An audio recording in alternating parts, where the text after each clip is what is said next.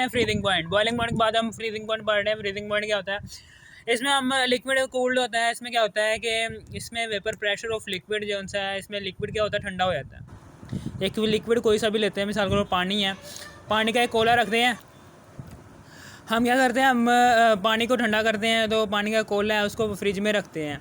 जब हम फ्रिज में रखते हैं ना, तो पानी क्या करता है, आहिस्ता आहिस्ता आहिस्ता आहिस्ता आहिस्ता आहिस्ता ठंडा होना शुरू हो जाता है। यहाँ पर हमने vapour pressure of liquid state is equal to the vapour pressure of solid state, यानी कि जो सा लिक्विड है वो उसके वेपर्स का प्रेशर लिक्विड स्टेट में, ये लिक्विड है, यहाँ पर हमने इसको फ्रिज में चुनका, ये फ्रिज है, ठीक है ना, ये फ्रिज है, ये फ्रिज है, हमने इसको फ्रिज में रखा हुआ है, इस लिक्विड को फ्रिज में रखा हुआ है। इसमें क्या होगा, इसमें ये वेपर्स हैं, पानी के वेपर्स का प्रेशर, वेपर प्रेशर, ये जो सा पानी के मॉलिक्यूल्स हैं इसका प्रेशर जो सा है, ये लिक्विड स्टेट में ये है।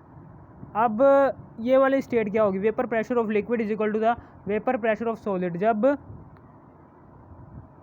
कुछ लिक्विड, मिसाल के तौर पर यहाँ पर ये सॉलिड स्टेट बन गया, यहाँ पर ये सॉलिड बन गया है सारा, ये क्या मॉलिक्यूल बन गए हैं, सॉलिड में बन गए हैं। यहाँ पर एक सॉलिड है, ठीक है ना, और आधा क्या है, ये भी लिक्विड है। ऐसी स्टेट जहाँ पर आधा पानी लिक्विड में मौजूद हो और आधा पानी आइस में मौजूद हो, इसे कहते हैं, इस पॉइंट को कहते हैं फ्रीजिंग पॉइंट, ठीक है ना। इसे हम कहते हैं डायनामिक इक्विलिब्रियम। जितने मॉलिक्यूल्स पानी के मौजूद हैं जो सा लिक्विड में है, तो उतने ही मॉलिक्यूल्स प्रेजेंट किस में हैं, सॉलिड में, ठीक है ना, सॉलिड में मौजूद हैं। कुछ मॉलिक्यूल्स हरकत कर रहे हैं, कुछ मॉलिक्यूल्स की हरकत बंद है। बर्फ़ तब बनता है पानी जब उनके मॉलिक्यूल्स आपस में, यानी कि पहले बर्फ़ तब बनता है पानी जब उनके मॉलिक्यूल्स जो उनसे हैं वो हरकत करना बंद कर देते हैं, और साथ ही हरकत करना बंद कर देते हैं, और साथ ही एक सिस्टमेटिक मैनर, एक रेगुलर मैनर की में वो अरेंज होना शुरू हो जाते हैं, ठीक है ना। और ये जो उनसे मॉलिक्यूल है, ये चल रहे हैं, ठीक है ना, ये हरकत कर रहे हैं, ये एक सिस्टमेटिक मैनर है, इसमें फ्रीज़ हो गए हैं। ये पानी के सिस्टमेटिक मैनर में, ये एक सिस्टमेटिक मैनर में फ्रीज़ हो गए हैं, ठीक है ना। ये अभी इन्हें फ्रीज़ होना है, ठीक है ना, ये क्या हो गया, ये फ्रीज़ हो गए हैं, ठीक है ना। ये क्या हो गए हैं, ये लिक्विड में अभी भी हैं, मौजूद हैं, ये लिक्विड में। फ्रीजिंग पॉइंट है ये, समझ आ गई आपको। जिसमें क्या होता है, एक सिस्टमेटिक मैनर में कुछ मॉलिक्यूल्स अरेंज हो जाते हैं और उन कुछ मॉलिक्यूल्स की हरकत करना बंद कर देते हैं और वो एक सॉलिड फॉर्म इख्तियार कर देते हैं। और कुछ मॉलिक्यूल्स क्या करते हैं, वो हरकत कर रहे होते हैं बाकायदा, ठीक है ना। हरकत करने की वजह से वो लिक्विड में अभी भी मौजूद होते हैं, थोड़ा थोड़ा लिक्विड होता है और थोड़ा थोड़ा बर्फ़ होता है, उस, ठीक है ना, उस स्टेज को कहते हैं डायनामिक इक्विलिब्रियम। जितने मॉलिक्यूल्स पानी के मौजूद हैं लिक्विड फॉर्म में, उतने ही मॉलिक्यूल्स पानी के मौजूद हैं बर्फ़ फॉर्म में। इसे हम कहते हैं डायनामिक इक्विलिब्रियम। इस पॉइंट को कहते हैं हम डायनामिक इक्विलिब्रियम, ठीक है ना। इसको कहते हैं हम डायनामिक इक्विलिब्रियम। ये फ्रीजिंग पॉइंट होता है, ये डायनामिक इक्विलिब्रियम है, ये फ्रीजिंग पॉइंट होता है। डायनामिक इक्विलिब्रियम एक फ्रीजिंग पॉइंट होता है, ठीक है ना। ये इस पॉइंट को कहते हैं डायनामिक इक्विलिब्रियम, इस पॉइंट को, ठीक है ना। और इसे कहते हैं फ्रीजिंग पॉइंट। एक डायनामिक इक्विलिब्रियम वेपर प्रेशर में भी था, जिसमें जितने वेपर्स ऊपर जा रहे थे उतने ही वेपर्स नीचे आ रहे थे, यानी कि जितने वेपर्स लिक्विड से गैस फॉर्म में जा रहे थे उतने ही वेपर्स गैस फॉर्म से लिक्विड फॉर्म में आ रहे थे। इसी तरीके से जितने वेपर्स अभी सॉलिड फॉर्म में मौजूद हैं उतने ही वेपर्स लिक्विड फॉर्म में भी मौजूद हैं, यानी कि डायनामिक इक्विलिब्रियम पैदा हो गया है फ्रीजिंग पॉइंट में भी, ठीक है ना। ओके, समझ आ गई। पूरा जब बर्फ़ में बन जाएगा ना, वो वाला पॉइंट नहीं आपने नोट करना। जब ये पूरा बर्फ़ में बन जाएगा, आपने वो पॉइंट नोट करना है जब आधा पानी हो और आधा बर्फ़ हो, ठीक है ना।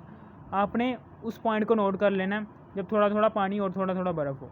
वो पॉइंट क्या होगा, फ्रीजिंग पॉइंट, ठीक है। अब पानी जमना क्यों शुरू हो जाता है? पानी जमना क्यों शुरू हो जाता है? पानी इसलिए जमना शुरू हो जाता है क्योंकि पानी के मॉलिक्यूल जो से हैं वो हरकत करना बंद कर देते हैं। जब हरकत करना बंद कर देते हैं तो वो पानी के मॉलिक्यूल्स एक सिस्टमेटिक मैनर, एक रेगुलर मैनर में अरेंज होना शुरू कर देते हैं। रेगुलर मैनर में एक अरेंज होना शुरू होता है, जबकि लिक्विड के मॉलिक्यूल्स आपको पता है वो रेगुलर मैनर में अरेंज नहीं होते, वो हरकत कर रहे होते हैं। जब वो हरकत नहीं कर रहे होते तब वो सॉलिड फॉर्म में जमना शुरू हो जाते हैं। जम के वो एक बर्फ़ बन जाता है। इसी तरीके से हमने गैस में भी यही पढ़ा था कि जब गैस ठंडी होती है तो ये गैस है, ठीक है ना, इसको हम ठंडा कर रहे हैं, ठीक है ना, तो इसके मॉलिक्यूल्स भी आपस में करीब करीब आ जाते हैं, लेकिन सिस्टमेटिक मैनर नहीं होता। इसमें भी क्या होता है, इसमें भी जो उनसे मॉलिक्यूल्स हैं ना गैस के, वो भी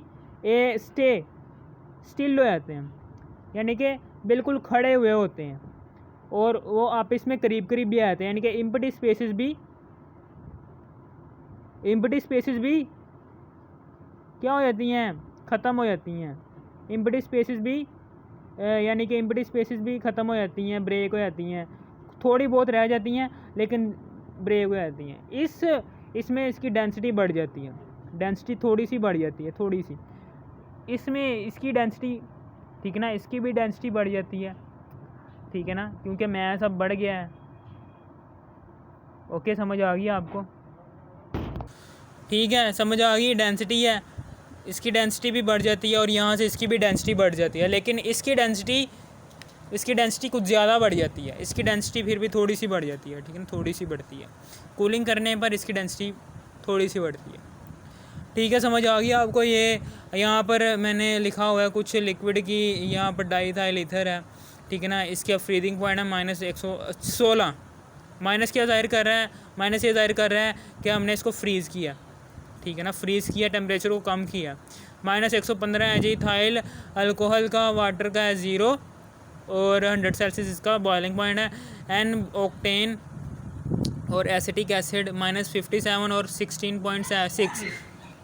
हमने जितनी मैंने एक्सप्लेनेशन दी है उतनी एप्लीकेशन देनी है, यानी कि एक्सप्लेनेशन देनी है और एक एग्जांपल दे देनी है, ठीक है ना। Vapour pressure of liquid state is equal to the vapour pressure of solid state. जितना वेपर प्रेशर बर्फ़ का होगा उतना ही वेपर प्रेशर लिक्विड का होगा, ठीक है ना, दोनों एक जैसा ही असर रखेंगे। इस पॉइंट को कहेंगे डायनामिक इक्विलिब्रियम, ठीक है ना, और इस पॉइंट पर जाके फ्रीजिंग पॉइंट हमें मिल जाता है। समझ आ गई? Molecules present in liquid is equal to the molecules present in solid, this is called freezing point।